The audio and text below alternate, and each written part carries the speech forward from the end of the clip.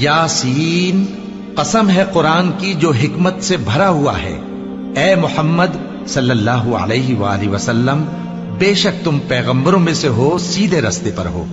ये कुरान गालिब व मेहरबान का नाजिल किया हुआ है ताकि तुम उन लोगों को जिनके बाप दादा को खबरदार नहीं किया गया था खबरदार कर दो कि वो गफलत में पड़े हुए हैं।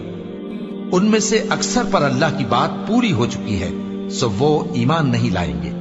हमने उनकी गर्दनों में तौक डाल रखे हैं और वो ठोड़ियों तक फंसे हुए हैं, तो उनकी गर्दनें अकड़ी हुई हैं, और हमने उनके आगे भी दीवार बना दी और उनके पीछे भी, फिर उन पर पर्दा डाल दिया तो ये देख नहीं सकते। और तुम इनको खबरदार करो या ना करो, इनके लिए बराबर है, ये ईमान नहीं लाएंगे। तुम तो सिर्फ उस शख्स को खबरदार कर सकते हो जो इस नसीहत यानी कुरान की पैरवी करे और रहमान से गायबाना डरे, सो उसको मगफिरत और बड़े सवाब की बिशारत सुना दो। मिनो, इस्लाम में पूरे पूरे दाखिल हो जाओ और शैतान के पीछे न चलो, वो तो तुम्हारा खुला दुश्मन है।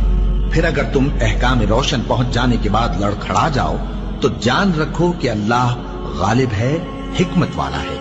क्या ये लोग इसी बात के मुंतजिर हैं कि इन पर अल्लाह का अजाब बादल के सायबानों में आ नाजिल हो और फरिश्ते भी उतर आए और काम तमाम कर दिया जाए? और सब कामों का रुजू अल्लाह ही की तरफ है।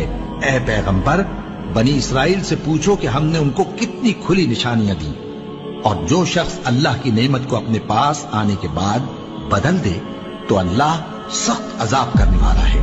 और जो काफिर हैं उनके लिए दुनिया की जिंदगी खुशनुमा कर दी गई है और वो मोमिनों से तमस्खुर करती हैं, लेकिन जो परहेजगार हैं वो क़यामत के दिन उनसे ऊपर होंगे। और अल्लाह जिसको चाहता है बेहिसाब रिस्क देता है।